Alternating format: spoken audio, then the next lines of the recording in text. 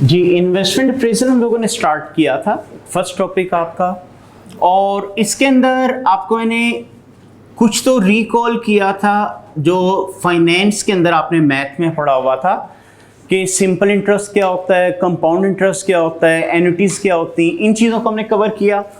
Then आपको मैंने बताया था अबाउट इट्स मेथड्स कि इन्वेस्टमेंट अप्रेजल में जो डिसीजन पास किए जाते हैं वो पास करने के क्या क्या तरीके हैं, जिसके अंदर एक आप लोगों ने डिस्कस किया था पे बैक पीरियड, दूसरा आपने डिस्कस किया था अकाउंटिंग रेट ऑफ रिटर्न, जिसे AR भी आपने कहा था। तीसरा जो चीज मैंने आपको डिस्कस की थी वो था नेट प्रेजेंट वैल्यू मेथड, ठीक है, NPV। और लास्ट आपने कहा था internal rate of return, that is IRR। ये चार मेथड आपने कहा था हम लोग डिस्कस करते हैं। पे बैक पीरियड क्या मतलब होता था इसका? हाँ, जो पैसा आप लोगों ने इन्वेस्ट किया कितना अरसा लगेगा उसको रीपे यानी रिकवर करने पे, कि आपकी जो इन्वेस्टमेंट है वापस आने में कितना टाइम लगेगा।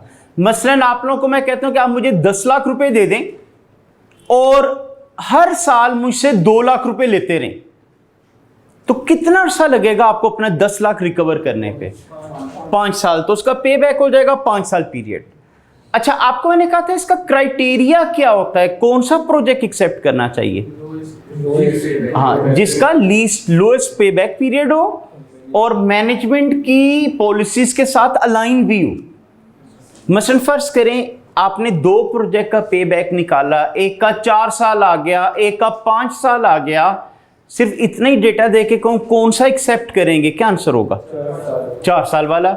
लेकिन अगर मैं आपको कहूं हमारी कंपनी की पॉलिसी है कोई भी ऐसा प्रोजेक्ट एक्सेप्ट नहीं करना जिसका पे बैक 3 साल से ज्यादा हो, तो फिर कोई भी नहीं करना चाहिए, ठीक है। तो इसलिए आपका ने कहा था मैनेजमेंट की पॉलिसी के साथ अलाइन भी होना चाहिए। Then next accounting rate of return. Accounting rate of return में आपको ने कहा था हम प्रॉफिट की परसेंटेज निकाल लेते हैं कि आपको प्रॉफिट कितने % ऑफ इन्वेस्टमेंट हो रहा है। फर्ज करें 2 प्रोजेक्ट हैं, एक आपको 10% प्रॉफिट दे रहा है, एक 15% दे रहा है, कहां इन्वेस्टमेंट करनी चाहिए? 15% डाले में जो ज्यादा रिटर्न दे रहा हो। लेकिन अगेन मैंने आप लोगों को लिखवाया था कि मैनेजमेंट की पॉलिसी के साथ अलाइन भी होना चाहिए। देखिए, एक प्रोजेक्ट 10 रिटर्न दे रहा है, एक 15% दे रहा है, बट आपकी कंपनी की पॉलिसी है कि हम किसी भी ऐसे प्रोजेक्ट में इन्वेस्टमेंट नहीं करेंगे जिसका रिटर्न 20% से कम हो, तो फिर क्या डिसीजन होगा? किसी में भी ना करें, फिर दोनों छोड़ दें, ठीक है। तो उस वजह से आपको मैंने कहा था मैनेजमेंट की पॉलिसी का अलाइन भी होना चाहिए। तो ये थोड़ा बेसिक सी चीजें थी। पेपर में जो मेन क्वेश्चन आते हैं वो इन 2 से रिलेटेड आते हैं, ये आपके मोस्ट इंपॉर्टेंट मेथड हैं। तो आप लोगों को मैंने कहा था कि नेट प्रेजेंट वैल्यू निकालने का मतलब क्या है? Present value of inflows minus present value of outflow, ठीक है। प्रेजेंट वैल्यू ऑफ इनफ्लो में से present value of outflow minus करें तो नेट प्रेजेंट वैल्यू आ जाती है। उसके बेस के ऊपर हम डिसाइड करते हैं कि कौन सा प्रोजेक्ट एक्सेप्ट करना है या नहीं करना। आप लोगों को मैंने लास्ट क्लास में लिखवाया था कि अगर NPV पॉजिटिव आ जाए तो वो प्रोजेक्ट एक्सेप्ट कर लो, नेगेटिव आती है तो रिजेक्ट कर दो, ठीक है। और अगर कभी म्यूचुअली एक्सक्लूसिव प्रोजेक्ट्स आ जाएं, मतलब एक से ज्यादा प्रोजेक्ट्स हैं और कोई एक एक्सेप्ट कर रहे हैं, तो फिर कौन सा करना चाहिए? हाँ, जिसकी ज्यादा NPV पॉजिटिव में आई हो, ठीक है। तो आपको ने कहा था ये जो NPV पॉजिटिव आती है इसका मतलब ये होता है ये प्रोजेक्ट आपके रिक्वायर्ड रेट से ज्यादा रिटर्न दे रहा है। अगर NPV नेगेटिव आ जाती है तो इसका मतलब ये प्रोजेक्ट आपके रिक्वायर्ड रेट से कम रिटर्न दे रहा है। और अगर एनपीवी 0 आ जाए तो क्या मतलब? हाँ, जितनी आपकी रिक्वायरमेंट है ये उतना ही रिटर्न दे रहा है। अब देखें, आप लोगों को मैंने उस दिन डिस्कस किया था कि कॉस्ट ऑफ कैपिटल जो आपका रिक्वायर्ड रेट है, इसके ऊपर पूरा हमने एक चैप्टर पढ़ना है कि कंप्यूट कैसे होता है। फिलहाल आपको मैंने सिर्फ इतना हिंट दे दिया था कि जिन लोगों ने आपको पैसे प्रोवाइड किए ना, जो फंड प्रोवाइडर हैं, उनकी जो कॉस्ट आपको बेयर करना पड़ रही है वो होता है कॉस्ट ऑफ कैपिटल। तो अगर मैंने लोगों से 10% के ऊपर लोन लिया हुआ है और प्रोजेक्ट ने भी मुझे 10% ही देना है, तो मुझे क्या जरूरत है काम करने की? काम तो मैं तब करूं ना, उधर से मुझे कोई 12-15% मिले तो चलो 10 मैं उनको दे दूंगा, कुछ तो बचेगा मुझे। इसलिए आपका ने कहा था प्रोजेक्ट तब एक्सेप्ट करते हैं जब एनपीवी उसकी क्या हो, पॉजिटिव हो। ठीक है, तो एनपीवी वाला पोर्शन हमने स्टार्ट किया था और उसके लिए आपको मैंने ग्रुप में भी कुछ क्वेश्चन शेयर किए थे। ठीक है, बेसिक 1-2 क्वेश्चन मैंने आपको शुरू किए थे, जिसमें आपको मैंने कहा था कि फर्ज करें आपको कुछ इस तरह का डेटा दिया जाता है कि ईयर 0, 1, 2, 3 और आपको साथ में उनके कैश फ्लोज बता देता हूं। अब फर्ज कर लें ये है आपका 20,000,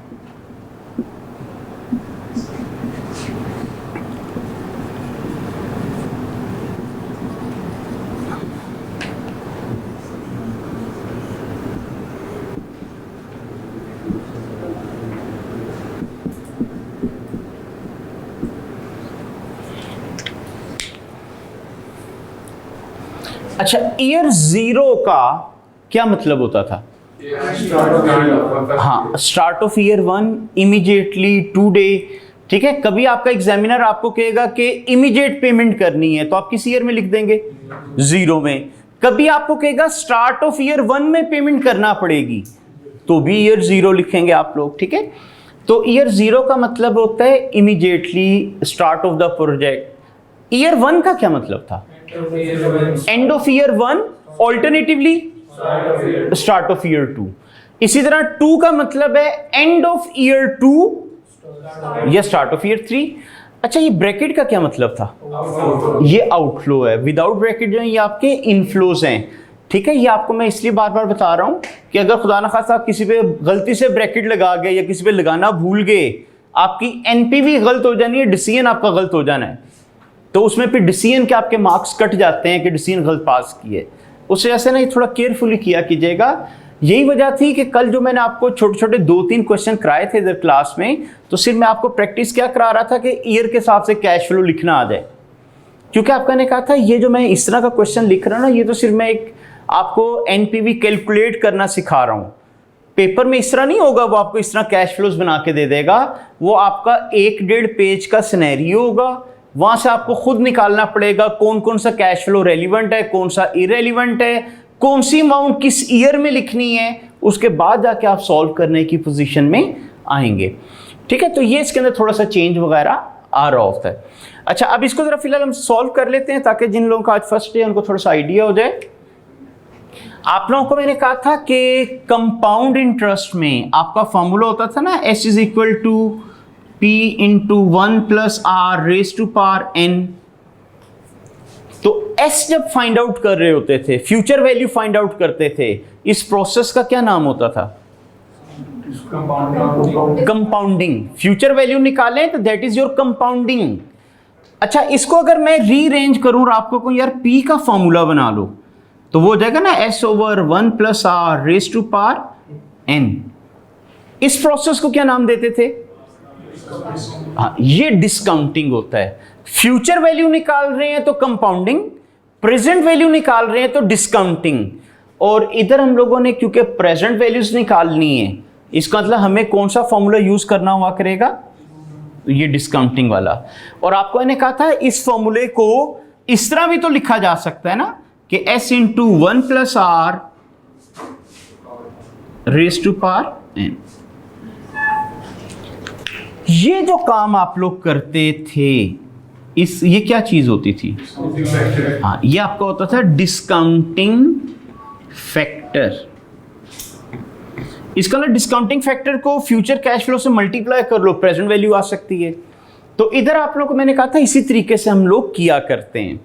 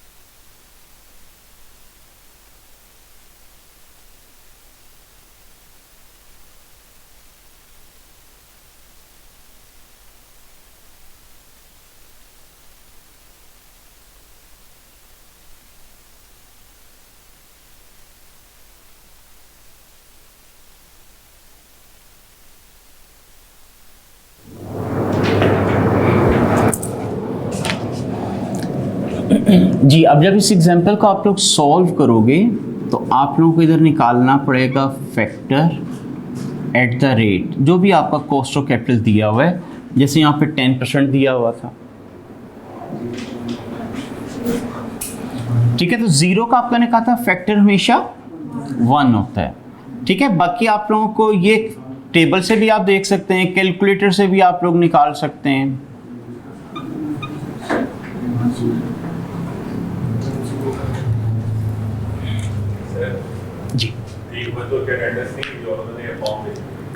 जी यार, आप जिनकी अटेंडेंस नहीं हुई एक तो समझ आ रहा है।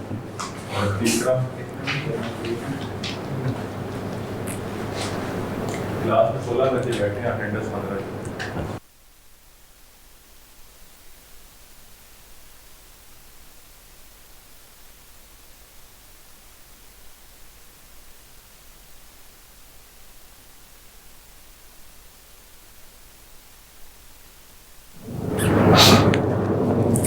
अच्छा, तो बात हम लोग कर रहे थे कि ये जो डिस्काउंटिंग फैक्टर है ये आप लोगों को टेबल फॉर्म में भी अवेलेबल हो जाता है। मतलब आप लोगों का जो भी बुक्स वगैरह होंगे उसमें टेबल एंड पे दिया होता है। कैलकुलेटर पे भी आप लोग कैलकुलेट कर सकते हैं। ठीक है, कैलकुलेटर के लिए या तो यही फॉर्मूला यूज करते जाएं, ऑल्टरनेटिवली आप लोगों ने कहा था चूंकि आप लोगों का साइंटिफिक कैलकुलेटर होता है तो आप लोग उस पर डायरेक्ट कैलकुलेशन भी कर सकते हैं, कुछ इस तरह कि 1 डिवाइडेड बाय 1 प्लस आर। जब आप इक्वल टू करोगे ना तो ये ईयर 1 का फैक्टर आ जाता है। इमीडिएटली लिखें divided by 1 plus r, equal to करेंगे ईयर 2 का फैक्टर आ जाएगा। उसके बाद कैलकुलेटर की कैलकुलेशन कांस्टेंट में चली जाती है, मतलब उसके बाद सिंपल आपने इक्वल टू दबाते जाना है, अगले साल के आपके पास फैक्टर आते जाएंगे।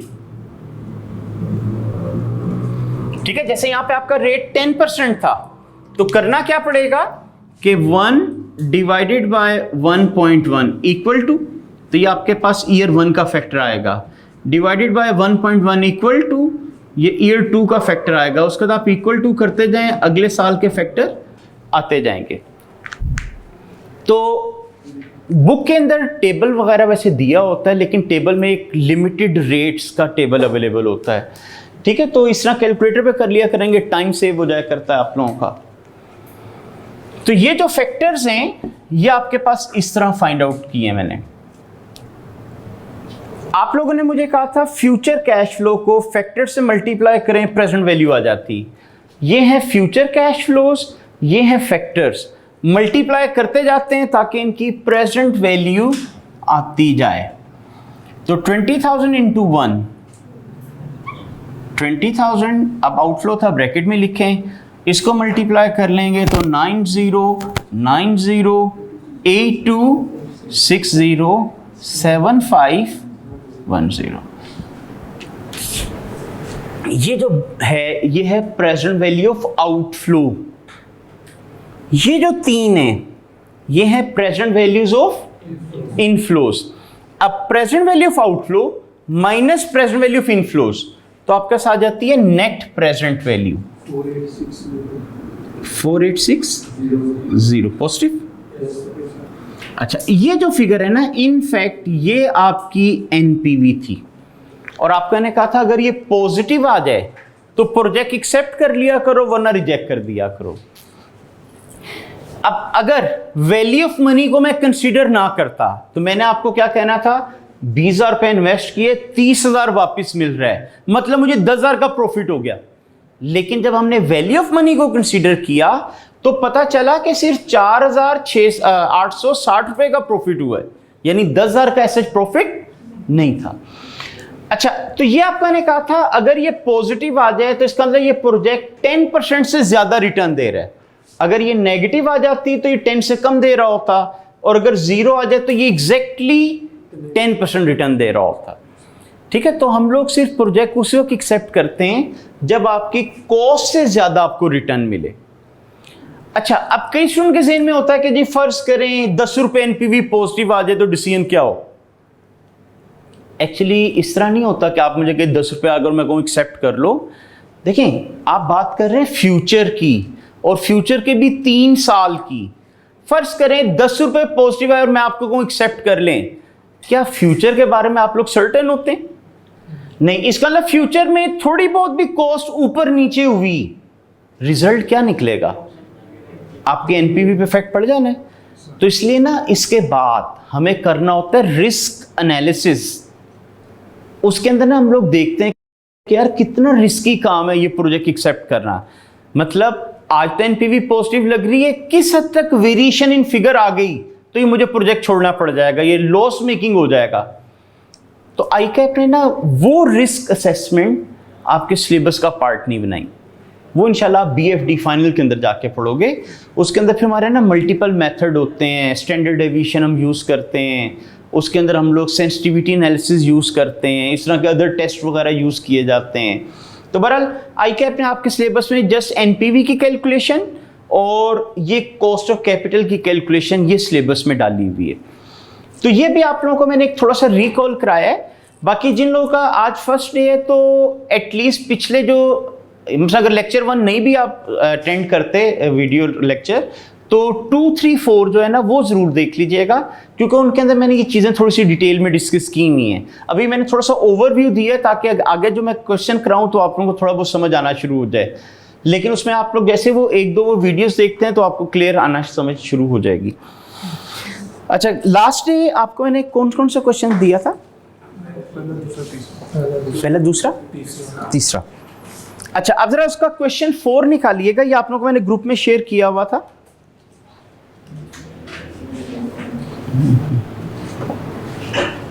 जी, जिन लोगों को नहीं है फिलहाल इसकी पिक्चर ले लें।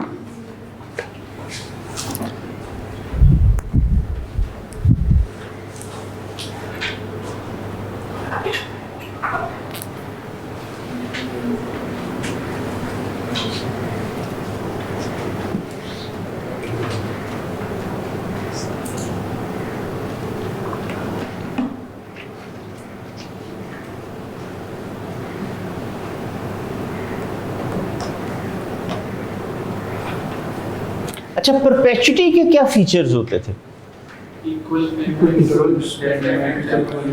हाँ, यानी सीरीज ऑफ इंस्टॉलमेंट होती थी, इक्वल अमाउंट ऑफ पेमेंट होती थी, इक्वल इंटरवल होता था, और पीरियड क्या होता था? इनडेफिनेट। अगर पीरियड डेफिनेट हो जाए तो वो क्या हो जाती थी? वो एन्युटी हो जाती थी। पीछे ठीक है। तो ये इसके अंदर थोड़ा सा फर्क आ रहा होता था। परपेचुटी के अंदर प्रेजेंट वैल्यू निकालने का जो फॉर्मूला बन जाता है,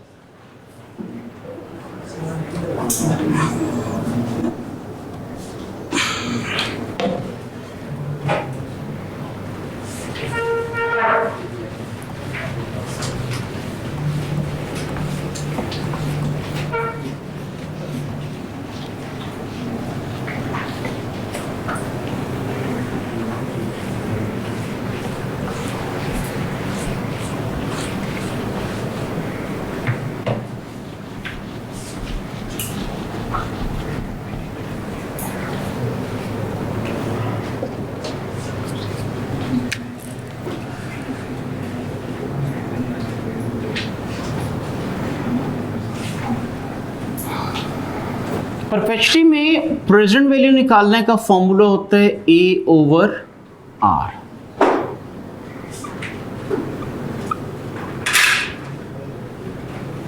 वेयर A आपकी होती थी अमाउंट और R होता था रेट ऑफ रिटर्न।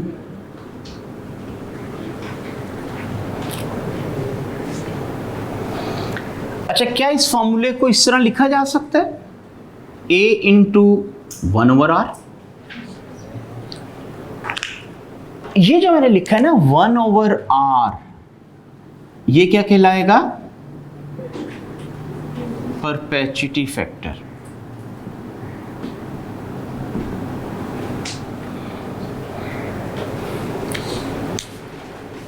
ठीक है, ये आपका बन जाता है परपेचुटी फैक्टर। अब परपेचुटी फैक्टर की बेस के ऊपर हम इसकी प्रेजेंट वैल्यू फाइंड आउट किया करते हैं।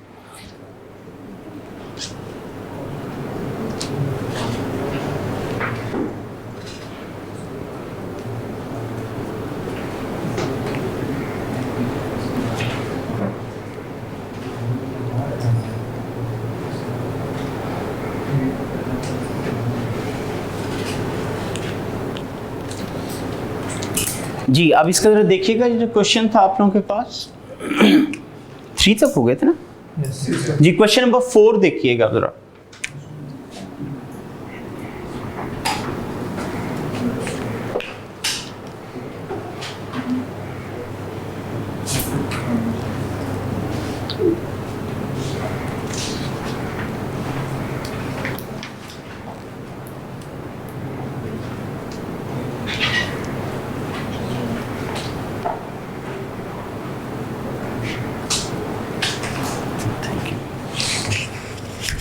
जी तो क्वेश्चन नंबर 4 देखिएगा। जी कह रहा है for a payment of 500 now company would receive a sum 80 at the end of each year into perpetuity. कह रहा है कि 500 रुपए आप मुझे अभी दे दो और हर साल 80 रुपए मुझसे लेते रहिएगा इन परपेचुटी। इन परपेचुटी का मतलब इनडेफिनेट पीरियड। मतलब आपको मैं कहता हूं यार 500 रुपए मुझे अभी दे दें, सारी उम्र आप मुझसे 80 रुपए एनुअली लेते रहिएगा। तो अब आपको कह रहे हैं कि appropriate discount rate is 15%, is the payment is worthwhile. कह रहे हैं डिस्काउंट रेट जो हमारा वो 15% है, आप लोग बताएं कि क्या इसको एक्सेप्ट करना चाहिए या नहीं। तो अब परपेचुटी के मुताबिक कैसे इसकी प्रेजेंटेशन होगी वो हम देख लेते हैं। Years and cash flows. अच्छा क्या कह रहे हैं, कितने पैसे अभी देने पड़ेंगे? तो ईयर 0 के अंदर आउटफ्लो आ जाएगा 500। अच्छा उसके नेक्स्ट वो आपको क्या कह रहे हैं? 80 रुपए। कब तक? तो फ्रॉम 1 टू इंफिनिटी 80 रुपए। एन्युटी में तो आपको याद होगा ना 1 to 4 इस तरह करके मैं लिख देता था कि 4 साल हैं, 10 साल हैं तो 1 to 10 लिख दिया इस तरह करके। लेकिन इधर क्या है, उसने कहा कि इन्फिनिटी परपेचुटी में मिलते रहेंगे। फैक्टर निकाल लेते हैं इसका। रेट कितना था?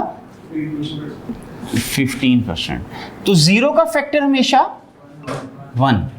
अच्छा अब इसका फैक्टर निकालना पड़ेगा। फॉर्मूला क्या मैंने बताया? 1/r। तो कितना बना?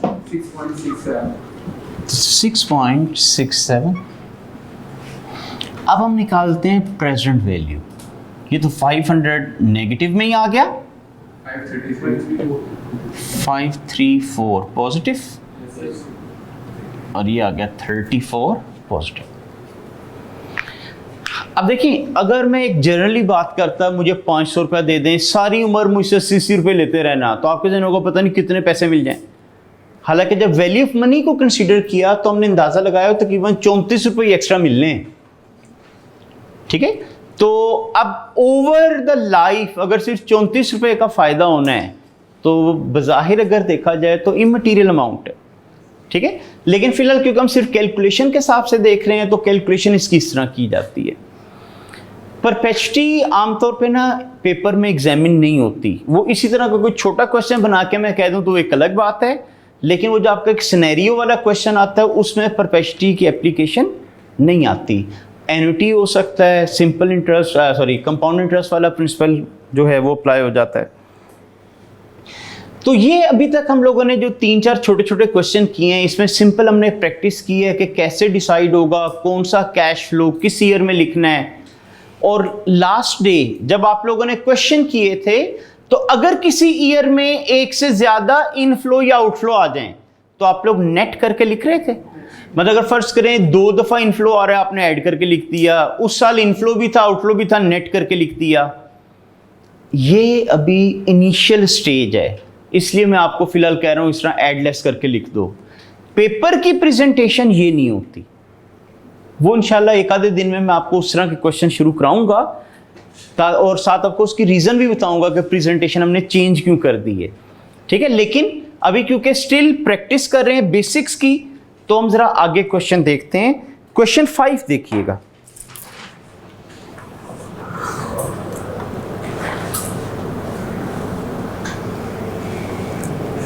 जी कह रहे mister Ali is proposing to install central heating system in his house. He intends to sell house in about 5 years time. अच्छा, कह रहे हैं आपका यानी जो मिस्टर अली है ये प्रपोज कर रहा है कि घर के अंदर सेंट्रली हीटिंग सिस्टम लगवाया जाए। देखिए, जैसे पाकिस्तान वगैरह में गर्मी पड़ती है, आप सेंट्रली एयर कंडीशन करा लेते हैं। जहाँ पे सर्दी बहुत ज़्यादा पड़ती है वो सेंट्रली हीटिंग सिस्टम लगवा लेते हैं। अच्छा, आप थोड़ा सा गौर करें, आप घर में एसी लगवाते हैं, एसी लगवाने पे खर्चा आता है, इंस्टॉल कराते हैं, इंस्टॉलेशन का खर्चा आता है, एसी यूज़ करते हैं, बिजली का बिल वगैरह खर्चा आता है, कल को ख़राब हो जाए रिपेयर कराते हैं, फिर खर्चा आता है। लेकिन उसका बेनिफिट नॉन मॉनेटरी है, ठीक है, कूलिंग मिल रही ना, लेकिन वो मॉनेटरी टर्म में तो नहीं है। इसका मतलब सारे आउटफ्लोज ही आउटफ्लोज से। तो जब सारे आउटफ्लोज ही होने हैं तो कौन सा सिस्टम लगवाना चाहिए जिसपे आउटफ्लो ज्यादा हो या कम? कम। अब सेम यहां पे सिचुएशन है, वो घर के अंदर हीटिंग सिस्टम लगवा रहा है, हीटिंग सिस्टम खरीदेगा तो खर्चा, इंस्टॉल करेगा तो खर्चा, उसको यूज करेगा तो खर्चा, कल को खराब होगी रिपेयर कराएगा तो भी खर्चा। तो सारे आउटफ्लोज ही आउटफ्लोज होंगे। तो फिर आपको कौन सा प्रोजेक्ट एक्सेप्ट करना पड़ेगा जिस पे आउटफ्लो कम होगा, ठीक है। ये मैंने इसलिए बताया कि कई दफा ना स्टूडेंट के ज़हन में आता है जी नेगेटिव थी एनपीवी और आपने एक्सेप्ट करा दी है, तो एक्चुअली इसका बेनिफिट नॉन मॉनेटरी था। उस वजह से मैंने कहा यार जब खर्चा ही होना है तो फिर जिस पे कम हो रहा है वो ले लो। जी, अब जरा दोबारा देखें। कह रहे mister Ali is proposing to install central heating system in his house. He intends to sell house in about 5 years time. कह रहा है 5 साल के बाद मैंने घर बेच देना है। तो उसका बेनिफिट कितना अर्सा है? 5 साल। इसका मतलब जो प्रोजेक्ट की लाइफ बनेगी, जो उसके कैश फ्लोज बनेंगे वो 5 साल के बनेंगे। अच्छा, आगे आप कह रहे हैं एंड, यही था ना?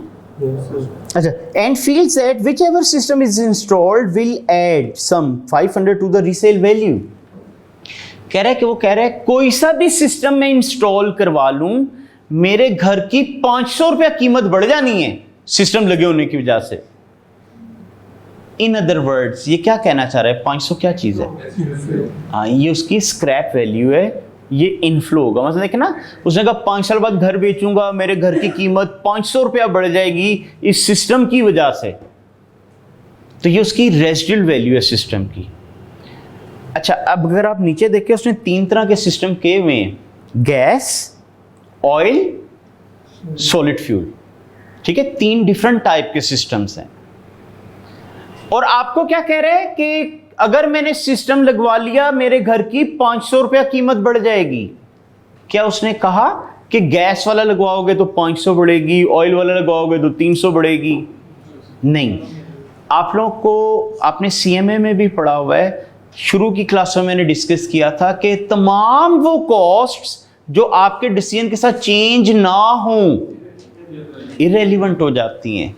यहां पे देखो, उसने कहा कोई सा भी सिस्टम लगवाओ घर की कीमत 500 बढ़ेगी।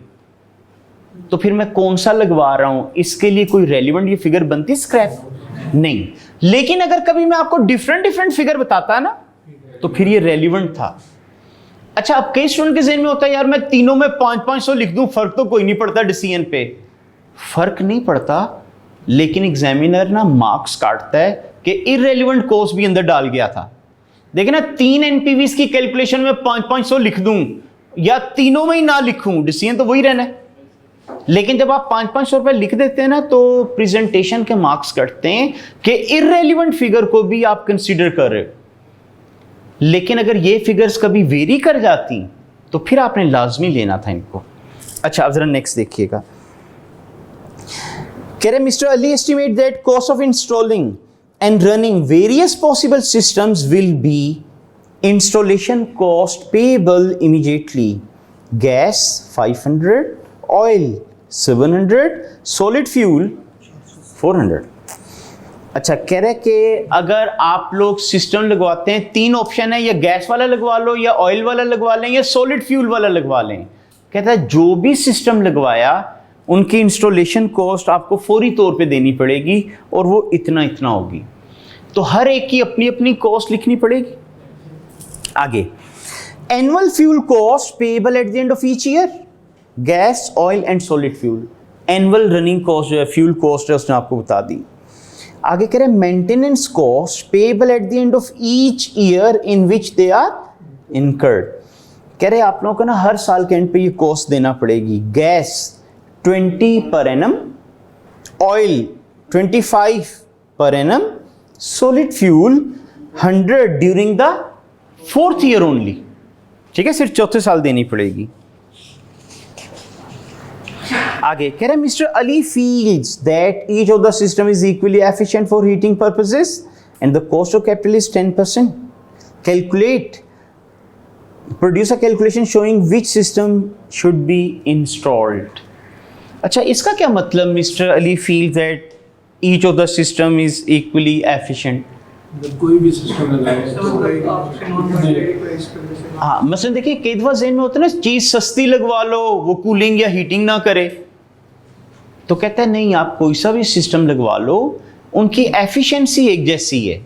मतलब ये नहीं है ऑयल वाला लगाओगे तो हीटिंग ज़्यादा करेगा, गैस वाला लगाओगे तो कम करेगा, कहता है ऐसा कोई इशू नहीं है। अच्छा, आप लोगों के सिलेबस में ना अदर फैक्टर्स नहीं है। अदरवाइज जैसे ACCA का देखा जाए या फाइनल के अंदर देखा जाए तो वहाँ पे कई दफ़ा ना अदर फैक्टर्स पूछ लिए जाते हैं कि और क्या फैक्टर कंसीडर करोगे।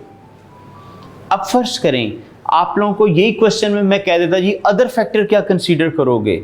अज्यूम करते हैं गैस वाला सबसे सस्ता सिस्टम था, आपने गैस वाला लगवा लिया। कल को गैस वाले के रिपेयरिंग के लिए जो एक्सपर्टीज चाहिए वो एक्सपर्ट अवेलेबल नहीं है। गैस वाले सिस्टम के जो पार्ट्स खराब हो जाते हैं वो पार्ट्स मार्केट में नहीं मिलते, तो फिर ऐसी सूरत में आप लोगों को क्या करना चाहिए?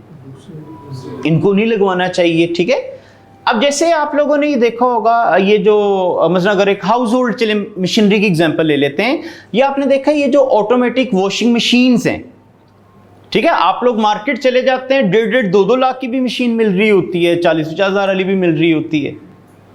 अब कई लोग क्या करते हैं इंपोर्टेड मशीनरी इंस्टॉल करा लेते हैं जी, 2 लाख या 2.5 लाख रुपए की है। अब जब तक तो वो चलती रहती है उस वक्त तक तो उनको मसला कोई नहीं आता, जब वो खराब होती है तो उसके पाकिस्तान में पार्ट्स नहीं मिलते। ठीक है, ऑन दी अदर हैंड ये जो लोकल आप लोगों के ब्रांड्स हैं जैसे हायर हो गया, डॉलेंस वगैरह हो गया, इनका each and every part available होता है। ये 50-60 हज़ार की अगर आपको मिल भी जाती है, खराब हो तो आफ्टर सेल सर्विस भी मिलती है, पार्ट्स भी अवेलेबल होते हैं। तो ये अदर फैक्टर्स में ना हमें ये चीज़ें देखना पड़ती हैं कि ये ना हो कि वक्ती तौर पे तो चीज़ अच्छी है बट बाद में उसकी आफ्टर सेल सर्विस ना अवेलेबल हो, रिपेयर की फैसिलिटीज़ ना हो, तो ये सारे अदर फैक्टर्स में हमें कंसीडर करना होते हैं। बहरहाल यहाँ पर उसने अदर फैक्टर नहीं कहा क्योंकि पार्ट ऑफ सिलेबस नहीं है, इसमें उसने ये कहा है कि इवेल्युएट करके बताओ कौन सा सिस्टम इंस्टॉल किया जाए।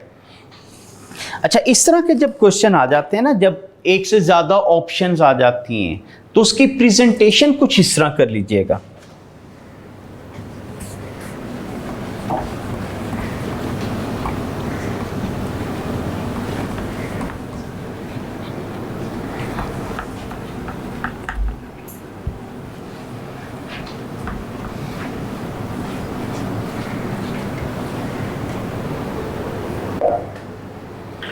ठीक है, मतलब इस तरह के क्वेश्चन के लिए ये एक सूटेबल प्रेजेंटेशन हो सकती है कि ईयर्स 0, 1, 2, 3, 4 एंड 5। अब फैक्टर आप लोग पहले लिख लो, कितना रेट था? 10%। ठीक है, फैक्टर आप लोगों ने पहले लिख लेने हैं। उसके बाद आपके पास जो सिस्टम है गैस वाला है, ठीक है, इसके कैश फ्लोज, इसकी प्रेजेंट वैल्यू। देन आप लोगों ने कहा ऑयल, इसके कैश फ्लोज, इसकी प्रेजेंट वैल्यू। उसके बाद है आपके पास सॉलिड फ्यूल, इसके भी कैश फ्लोज और इसकी भी प्रेजेंट वैल्यूज। ठीक है, उसके बाद आपने एनपीवीज निकालनी है और फिर उसके ऊपर हम डिसाइड करेंगे क्या किया जाए।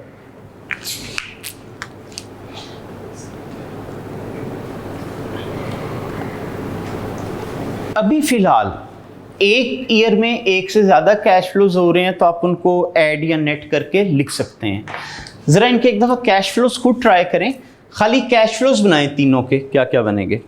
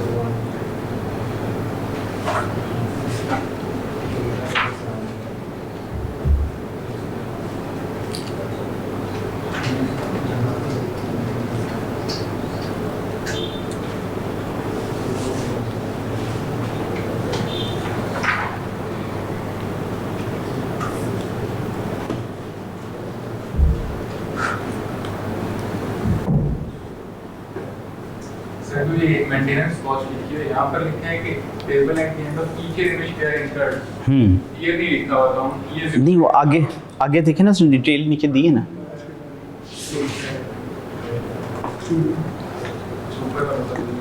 नहीं, आप कौन से वाले का कह रहे हो? सर गैस और ऑयल में नहीं, मेंटेनेंस से फ्यूल कॉस्ट। मेंटेनेंस उसने आपको बता दिया ना, पर एनम है तो हर साल। सारों में हाँ जी।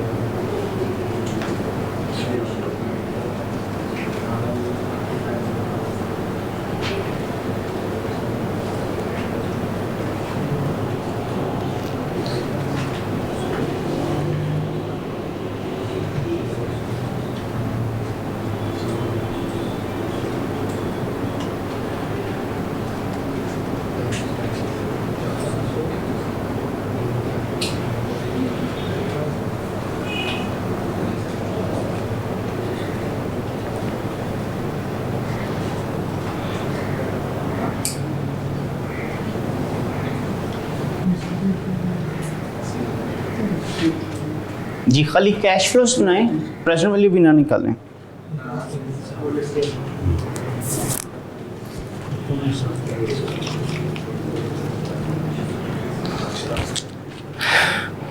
जी, गैस का ईयर 0 के अंदर आपका आउटफ्लो आ गया 500, ईयर 1 के अंदर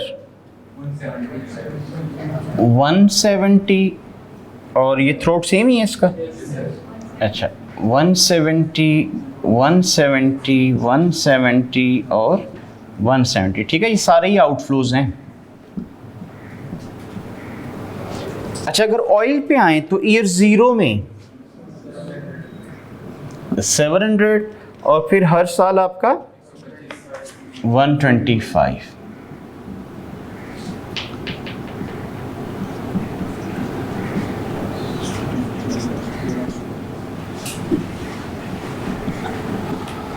जी, जब सॉलिड फ्यूल पे आएंगे तो ईयर 0 में आउटफ्लो 400, 170,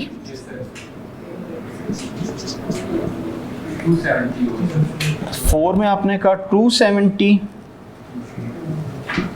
देन 170।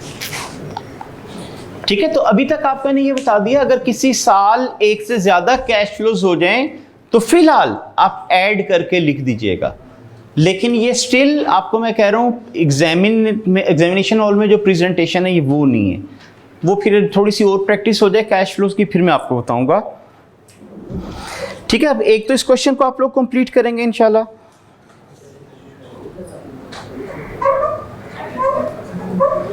अच्छा, उसके बाद ना इसका एक क्वेश्चन 6 है, क्वेश्चन नंबर 6 है। ये छोटा सा क्वेश्चन लेकिन काफी टेक्निकल सा है। आप लोग ना इसके एक दफा कैश फ्लोज बनाकर आइएगा, ठीक है, यानी रिक्वायरमेंट नंबर 1 और रिक्वायरमेंट नंबर 2 दोनों के।